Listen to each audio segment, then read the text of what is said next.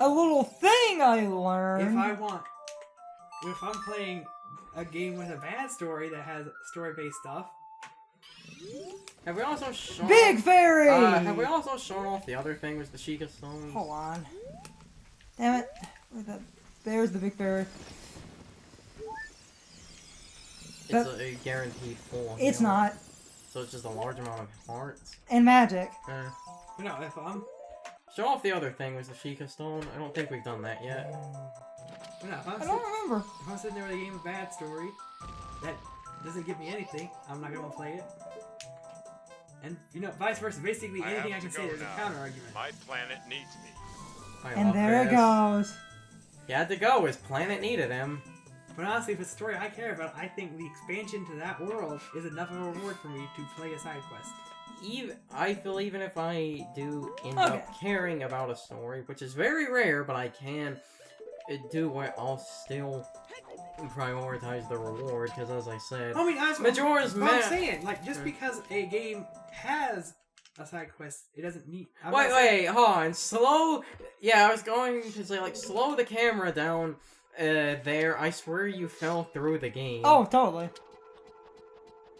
Now we get in... I'm trying to think of an example, because... The best example, as I said, I can think of, because it's kind of the outlier here for me, is Majora's Mask, which somehow got me to care about the characters, but even though I do care about this them... will be the dungeon. I'm going to make a comment about a certain egotistical raptor, as it were, because I have a lot to... We have a lot to unpack there, but...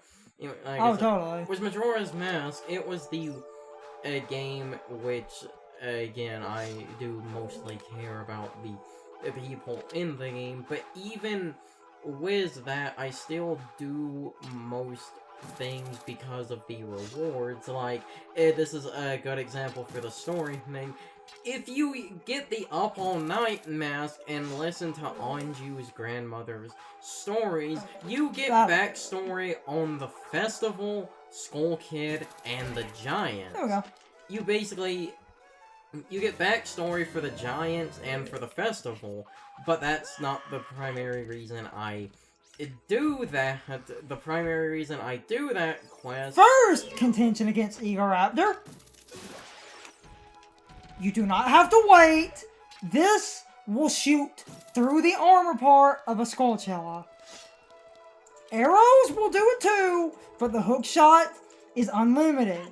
He was waiting and making a big deal that you have no way to ever not wait. I mean, that's because if you're trying to make a point, you wouldn't be like, well, you can just do this, though. But that means his point is wrong. I'm not denying that, but if you're making a point about something, sometimes you have to exaggerate something to try and make it. Except... But he was physically lying there. But literally everybody does that. I mean, it's like the laugh in Final Fantasy X. Everyone would point out the laugh and be like, the game is bad because of this. But I mean, there's actual context for that laugh. Funny thing is, to wrap back around to where is the voice acting fantastic, amazing? Funny thing is, Final Fantasy X? No, but there's... Funny thing to wrap back around to kind of what this conversation started was, as I said, I don't like things of people justifying the laugh is bad because of a narrative reason. It physically is bad because of a narrative reason. Well, then that's a pretentious narrative. No. Because in the story, it makes perfect sense. He tells him to fake a laugh to make himself feel better. So he fakes a laugh. And then they laugh because it was a really bad laugh. Oh, and also look at how much weight. People will literally... Also, look at all the waiting that had to go on there. This sword is busted. People will seriously sit there and say, Final Fantasy X, the entire game is bad because of this. And they will show the one clip without any of the context. Yeah, I know people will show the clip without context. This is a busted. That was the first thing I had seen about Final Fantasy X. Well, I mean, that's what everyone knows about Final Fantasy X. People basically like, you know about Final Fantasy X, the voice acting is bad because of that stupid laugh. But most people don't know that there's actual context and the laugh is on purpose. Right. It is! Okay. And she breathes through her skin.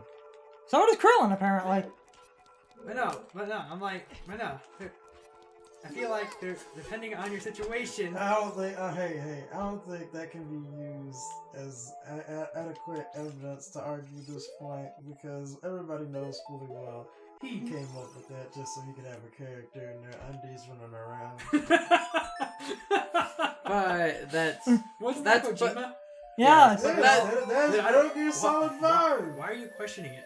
But that's why people make fun of it, because instead of saying, I want to have a fan service character, he made the fan service part of the plot. So, People asked Toriyama why Krillin has no nose, and his answer was Krillin breathes through his skin. let me just ask this, Carson. If Jesus descended from heaven and handed you a sheep, would you say, why is it a sheep? It's a sheep. There you go. Oh, There you go with okay. that. And if Kojima Jesus. if Kojima is not Jesus, I don't know who we're not even the same person. So you're saying Kojima would ascend from the heavens? Oh yes, actually I am. Now if Kojima descended from heaven with a sheep, would you ask why a sheep?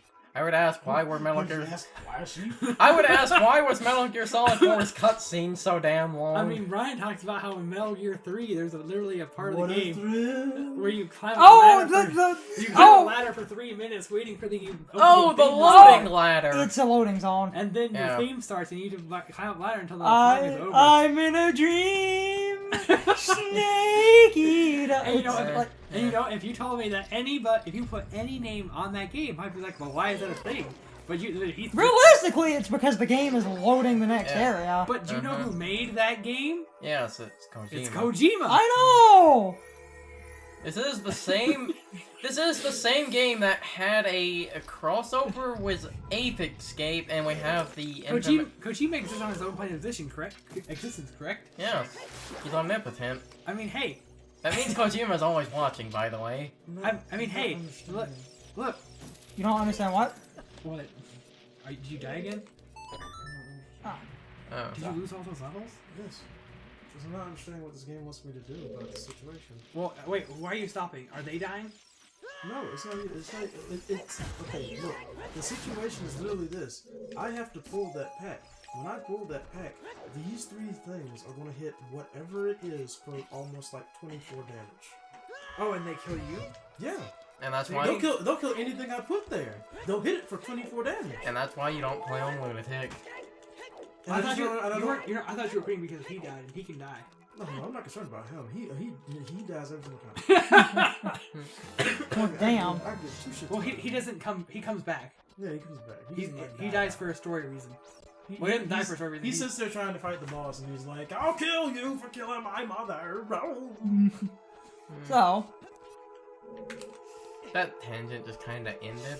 Well, I mean, I feel like we. That tangent derailed. I feel like we reached the stalemate of no one. We're not going to agree on I'm in a dream. side quests. Wait. Snake eater. Everything that we came to the conclusion. The unsolvable I had object two- came in contact with the immovable. I had the two unsolvable force came in conclusive contact with the things. immovable object.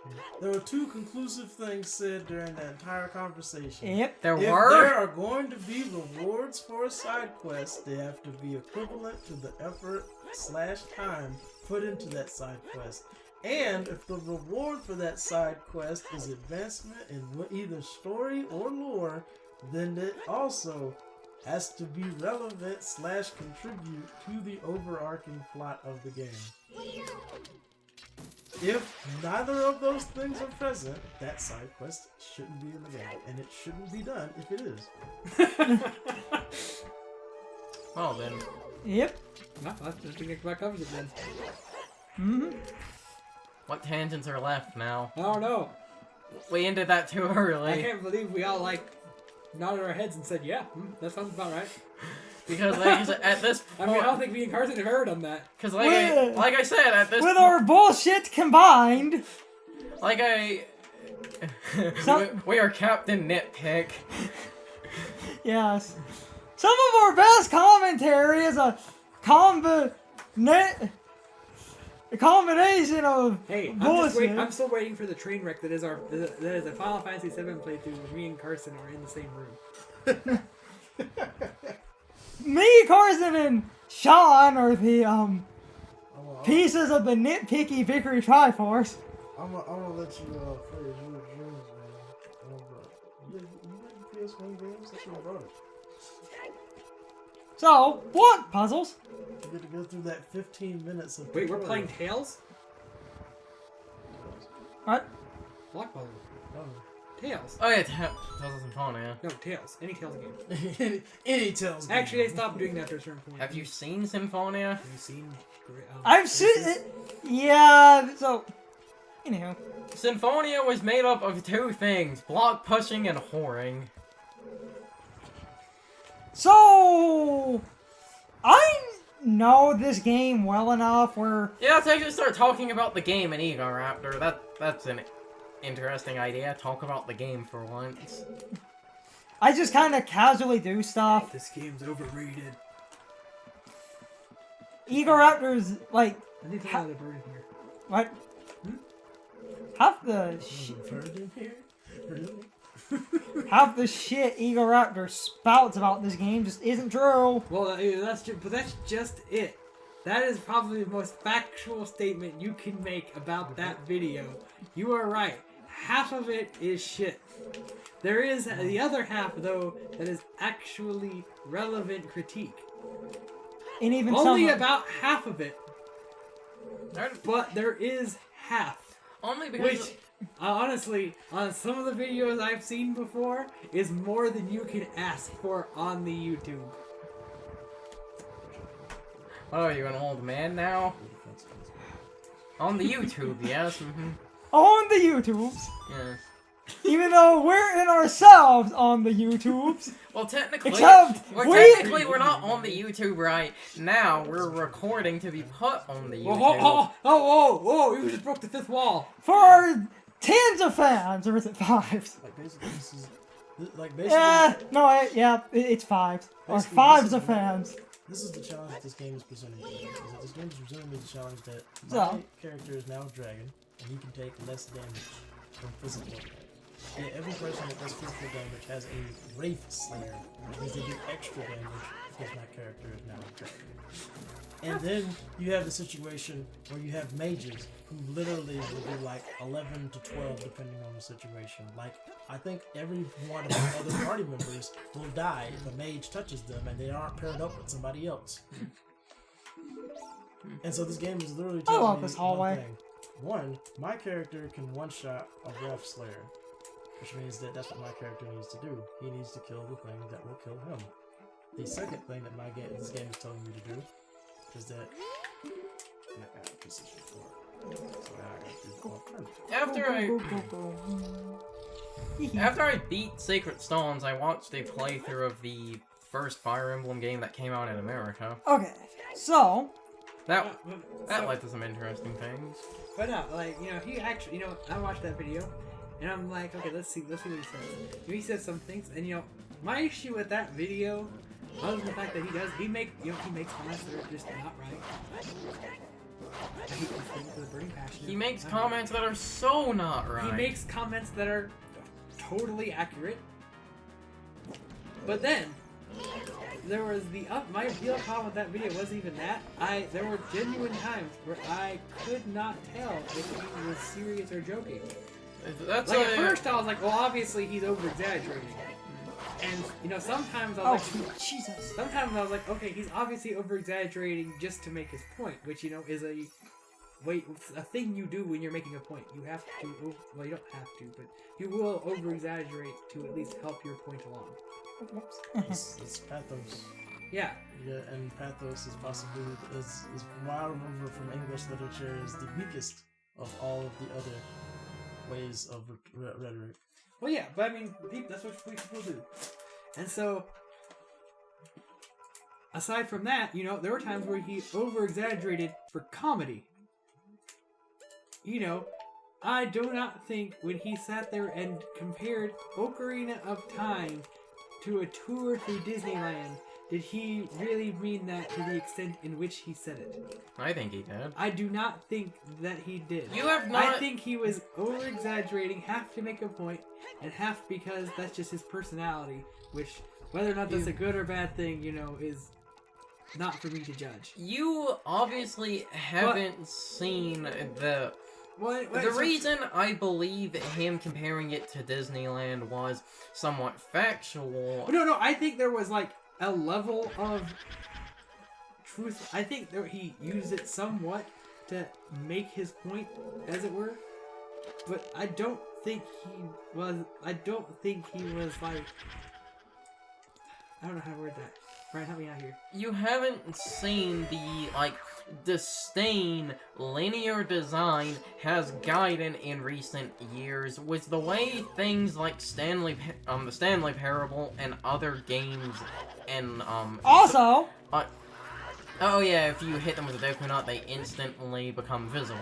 Again, another thing where you don't have to wait, but you obviously haven't seen what I have of these kind of, like, pretentious indie developers, like I said, like the Stanley Parable and other things, where people act like linear design is this now objectively flawed form of design, and a game is automatically made lesser if it is linear. I mean, people always make statements like that. But his Disneyland statement... People will sit there and make the exact opposite argument, that open world games are a sin against humanity. His Disneyland argument, he's talking like that. I have literally heard, with no embellishment and people being serious, someone described Mass Effect 1 as a frontier, someone described Mass Effect 2 as a theme park. Oh, okay, but you're missing my point. okay. So I do not think all of his over-exaggerations were because he actually believed half the things he said. I think some of them were to help his point, because that's what people do. Half of it was because he was trying to be funny. I mean, let's face it, he was trying to be funny with the Skyward Sword thing, but obviously this man has a problem of knowing when something quits being funny. Yeah, so that's... I felt that, besides him blatantly being wrong about things with Ocarina of Time, the biggest problem with that video is actually the just dropping the video, essentially slamming it into a brick wall to bitch about Skyward Sword. If you want to bitch about Skyward Sword, just make that its own damn video. Honestly, and apparently... we're talking about how his Ocarina of Time video has problems. If that man made a video about Skyward Sword, I don't think I could stomach watching it. Because it would be a dumpster fire. No, it would be a garbage barge on fire. Skyward Sword is not bad enough to deserve the hate that man has for it. Because it's too linear. The Skyward Sword, I didn't think about it before, but the stupid Skyward Sword tangents show that he is one of those people that if a game has any form of direction and tells you anything, it is automatically hand-holding and babying you, and the game thinks you're a dumbass. I mean, there is definitely a line to be crossed. I mean, I've definitely played games where I'm like, this is the difference between linear design and hand-holding.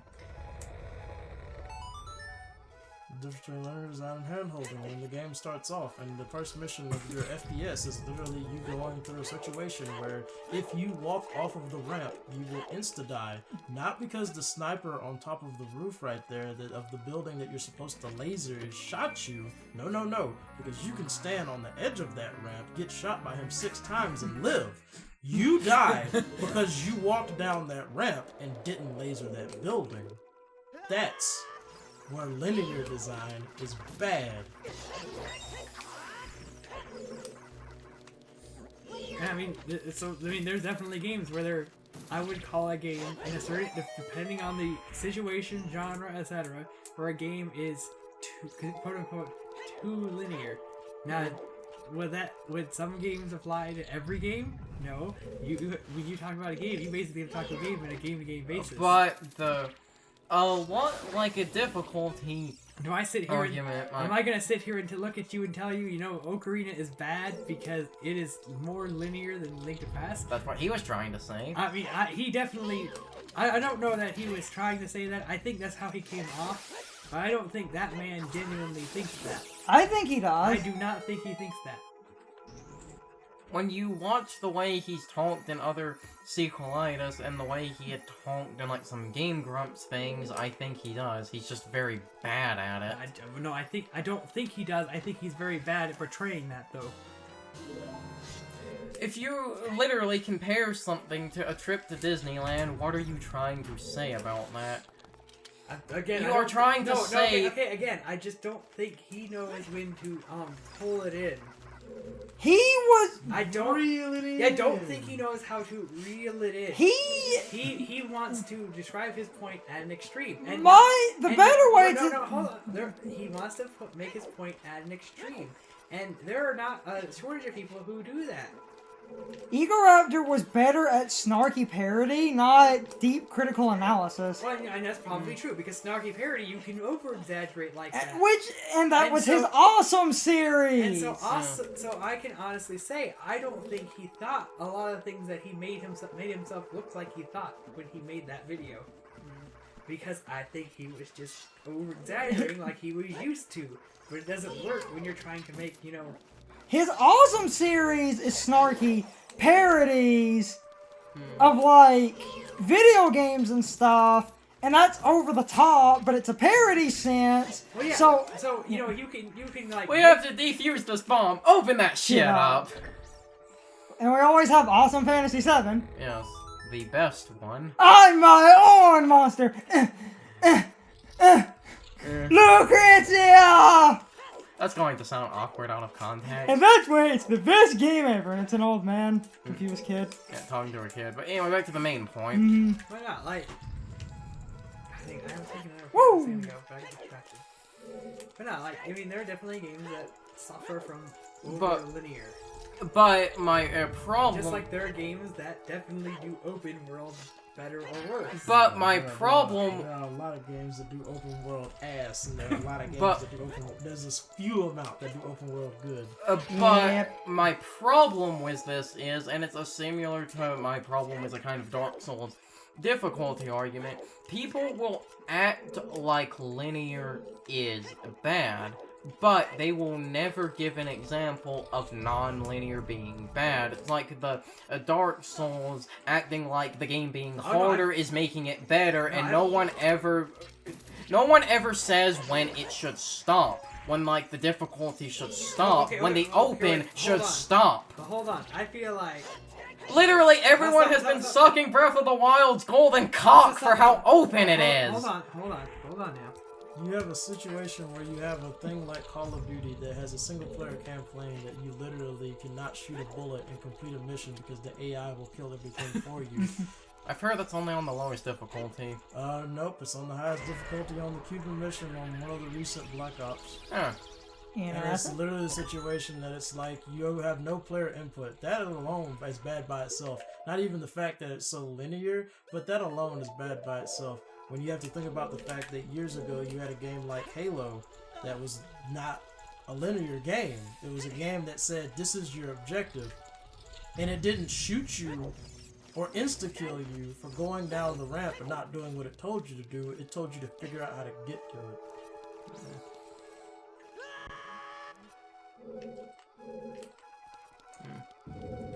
But no, like, I'm trying to think of an example. I have watched examples of people who pointed out bad non-linear design. Like who? I legitimately have... I'd have to go find them because I don't really like watching videos like that because honestly, I do not think there should be an argument of whether or not open world or linear design is inherently bad because I think both arguments are stupid. Because if you're gonna sit there and tell me non-linear design is bad, I mean, I feel like that... I don't think non-linear design is bad. I think that a lot of people are really bad at making games with non-linear, with open world mechanics. I mean, I'm not denying it. There are people who are bad at making those, but I'm just saying, like as I brought up... you know, I don't like it when people look at there and are like, open world games are bad because of this. But I also don't like looking at people who are like, non-linear games are bad because of this. And part of my problem with those is that they will say that they believe this, that their subjective decision about that is objective, whether or not that be true. Because yeah, sure, there might be a game where that is a total fact, that is a problem, that is a bad game. It's not because it's open world; it's just a bad game. Again, to drag this argument up, the Boss Keys series of videos, his argument was basically the same, which is this dungeon is linear, therefore it is bad. Except for Majora's Mask that uses this magical spatial awareness concept. Oh, that's the one exception. I hate this puzzle. You barely have enough time to do this. Yeah, and it's gonna flip and add time. I hate this puzzle so much. You barely have enough time to do it, but... Well, man, I honestly, with his... Now, I have not watched all of them, so... I haven't lost this in Don't a while. don't burn me at the stake yet. I stopped... But... Burn him at the stake. But... I haven't but- checked him in weeks, so I don't know if he's but made any new He ones. made Skyward Sword. Oh, I haven't seen that one. And I want to watch them all. But, the ones I watched... Now, I think I made it to Majora's Mask. And, from what I watched, he wasn't... I never heard him say anything that made me think he thought that X was objectively worse. He did, however, insinuate that he preferred another one. And that is why I liked his videos, because he was very subjective in how he was saying it, and it was obviously just his subjective opinion. He wasn't like sitting there saying, Ocarina of Time is There we a go. bad game because it does this. Now, he did point out something about how he did not like Wind Waker's dungeons. I watched Wind Waker. He did not Wind like, Waker was probably the worst one. he did not like Wind Waker's dungeons because Wind Waker basically made you go into a room, do a puzzle for a key, and then you went to another room to do a puzzle for a key, and that is what you did in Wind Waker. Like I said, And he gave 2 examples of when the game did not, or did. He was like the Tower of the Gods had one instant had like the water section. He was like, that was a really good section, but then you got past that, and then again, he had a problem with that. he was acting like the dungeons being linear made them I bad. do not think that, at least from Yeah, I get that feeling too. no, where I from think- what I watched, Have you watched the Twilight Princess I one? have not watched Twilight Princess. Because it's something he says in the Twilight Princess one is the reason I got the impression of that, but I can't Okay, that's remember. why I said don't burn me the stake yet. But That's from why- what I watched, which was I didn't watch his Link's Awakening. I watched his Ocarina through I think through Wind Waker. Okay. So it's like what 3 videos? It was one video for like each game, So that's 3 videos, okay? He obviously subjectively prefers one or the other, but he never made it sound like. I don't know how to word that. To me, if you're saying it's objectively bad, you're basically looking at someone and saying, you like this, but you're wrong.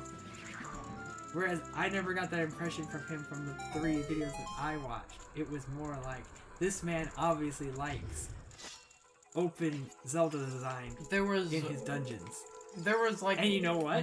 That is okay. You can be like, I don't like Ocarina of Time because I don't like the way the dungeon destruction because they're too linear. I don't think there's a problem when you make that statement. Here we go. There is a problem when you look and say Ocarina is a bad game because this. And that anybody who says they like it doesn't really like On the it. button link. And that is why I do not watch videos that say open world design or linear design are inherently good or bad or better. don't watch extra credits then. Now I will watch the ones that will talk about how you shoot, Spin! what are good practices in those games. But I also don't watch too many things on game design myself. I watch some, but very little. I do when it looks like the title will piss me off, or when I see the extra credits. Person watches them with the title. That's what's wrong with this world. I can honestly say that in my opinion, when it comes to the whole argument between open world games and non open world games, is that in reality, there's no problem between linear or non-linear. The problem is that everybody realizes that things like Skyrim make a lot of money, things like GTA make a lot of money, things like Fallout make a lot of money, and all 3 of those are somewhat, in some way, shape, or form, if not completely, open world. But And so they try to take whatever it is that they're doing and make it open world. And when that happens, you will have really bad games. technically, shouldn't everyone be copying Call of Duty then? Because Call of Duty makes all the money. Why do you think everybody tries to make a multiplayer game? And why do you think every multiplayer game at the current state is trying to have an esports scene? Yep. Zelda went non-linear, and I don't like Breath of the Wild. And see, my problem with the whole Breath of the Wild argument is I'm looking at a series that literally did both, at least at some point of time, at some level. Yes, but that is the problem with Zelda, and why Zelda is now, because of Breath of the Wild, yes, but a divisive series. Aw, the boss isn't here, guys! Guess we better leave. From what I yes, but know it of, did linear better. because I read an article about basically Breath of the Wild before it came out, and it made sort of kind of sense. In reality, Breath of the Wild is technically supposed to be very similar to this game, just with a lot of different elements added onto it. I have never heard that. Everyone always goes on about how it's mimicking the original Zelda, and there's where its biggest problem lies. Okay, I didn't stop Well, you there. You were sitting there being like, this game is like this game, and that game was bad because this. Actually, I was wrong. I made an incorrect statement. That was what the article said. The article said that it was mimicking the original Zelda. They based Breath of the Wild... And that led to a bunch of poor design choices in Breath of the Wild, which the reason the argument bothers me a lot. The reason the argument bothers me a lot... I'll just hide in the corner, he'll never hurt me. The reason the argument bothers me a lot, and I don't want to, of course, say that linear is an objectively better one, because I will be one of those assholes. But one thing linear that it physically can do better that you cannot do with non-linear is scale. The reason Breath of the Wild mimicking Zelda 1 it creates a problem is because it's the extreme open Zelda 1 is, so there is no scale. You can just wander into an area where enemies will kick your ass purely because they have better weapons than you. If the game was linear, that wouldn't be able to happen. In my opinion, I look at that and say, walk into this area, there's an enemy that kills you with one hit, you come back later. But how was I supposed to know that thing would kill me in one hit? Is it my fault or is it the game? Is there a penalty for death? Like, do you lose anything for dying? Breath of the Wild saves frequently to kind of... I will explain that in just a second here. I need to... Because I have a point about that. Let me energy tennis him. Yeah, okay, beat him. And done. Okay. Breath of the Wild, death is odd. Because of the frequent checkpoints, basically, when you die, depending on the checkpoint you've passed and the autosave, you come back with basically everything you had at one of those checkpoint areas. But, and in the Breath of the Wild LP, and I cut past this, there was a time where I went through a bunch of areas, and the game never kicked in those auto-saving checkpoints. So that seems to have been a strange one-time glitch, because that's never happened again. No, you have to go through a designated new area. We didn't pass any landmarks. Oh. If you pass important landmarks, when you die, you come back with basically everything you had at the checkpoint. But if you avoid those checkpoints, then a death is going to take you back to an area wherever it checkpointed you last. So you could lose a lot if the game did not checkpoint you, but normally major areas do, to be fair. And also, you can free save anywhere, unlike the original Zelda 1, so you could yourself constantly save as to not lose progress. So it depends. So there isn't too much of a penalty for death, but throughout my entire playthrough of Breath of the Wild, I have moments where I don't feel like I'm getting more powerful, or if I get a good powerful weapon, it's just a fleeting point because it will break, and when it breaks, it's gone.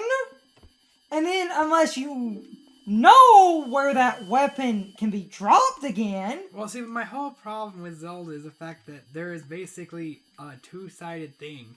So basically, because Breath of the Wild is a thing, Zelda has gone from already being a divisive series to being an even more divisive series. Yep. Because originally it was like anything past Link to the Past is shit. And then everybody was like anything before Ocarina is shit. In my opinion, it didn't matter. I like playing both ends of it, so I mean... Speaking of divisive series, I'm going to use this to segue. So what do you think about Original, the character, being canon now? No. I'm not talking about that. Sonic Forces! You can create your own character now! We're not talking about that. But Sonic! We're not talking about that. Why? It's not a thing. Except that is a thing! No, it's not, because that trailer didn't happen. Damn. Okay, can we talk about Sonic What, Forces man? I thought not you were related excited to about that? No, I was trying to tell you that I am not excited about that. But you can make your Come own on, man. OC's canon now! Yeah, no, that's the dumbest thing I've literally ever heard. No! That is the most genius marketing move on Sega's part. You know, and that didn't make it better. Well, I mean, I can honestly tell you, if you're like me, ladies and gentlemen, they didn't just market to you. They just solidified the fact that you're not getting that game. Hey, and also look at it this way. Bubsy can actually now be in the game. You are not helping. Yes, I am! Good old Bubsy. I mean, no, I saw that and I was like, I'm actually really happy. No, I'm not, because I look at that and I'm like, no, because But, that means that Sonic is there gameplay yet? Sonic is not Gameplay of what? Yes. Is there gameplay of the game yet? Yes. Yes. Is it still 2D to 3D? They've shown very Okay, little. Because if it is, then I'm going, ooh. Right, let me point this out. Okay, so there's 3 gameplay styles now, Okay. but I'm assuming they're all separate. Like, so I'm assuming how Sonic, generations work. Now, Sonic Generations had the 3D, 2D, Okay. but before, other than that, Sonic Generations had 2 gameplay styles. Okay. So when you played a stage, you had Act 1 and Act 2, but really you had classic Sonic and modern Sonic. Except that modern Sonic played in 3D and 2D, and classic Sonic was just all 2D. Okay. And Modern Sonic used the boost gameplay from Unleashed. Okay, guys. So my question of the day is, what did you guys think of the Forest Temple and the Phantom Ganon boss battle? Personally, I think the temple's okay. It's a little bit confusing for a lot of first-timers, and I find some of the puzzle elements kind of repetitive. But I've played it so many times, I can do it pretty easily. As for the boss battle, I think Phantom Ganon is a pretty interesting boss fight. It teaches you the mechanics that will be used in the final boss, well, at least one phase of the final boss, so that's neat. But it also works a little bit different than the final boss version, but it is nice that they designed an early boss battle that teaches you a mechanic you'll see later on. The fight itself is pretty easy, but I never really liked the section where you have to shoot the real one that comes out of the painting. I could never easily tell which one was real and which one was fake. That was always kind of finicky in my opinion, but overall I think it's a decent boss battle and dungeon. But anyway, I would really love to know what you guys think. You can leave your thoughts, opinions, and answers in the comments below, or you can leave them on social media. All my social media links are in the video description. Now, as always, I need to be chill for a minute. If you liked my video, please hit the like button and leave some comments. If you're new to my channel and want to see more of my videos, please hit the subscription button and subscribe. If you're already subscribed, please ring the bell next to the subscription button. That gives you the proper notifications of whenever I upload a new video. Also, don't forget to follow me on social media. Doing all of these things really helps out the channel, and it really helps our communities grow. Anyway, I hope you guys enjoyed this video. See you guys next time.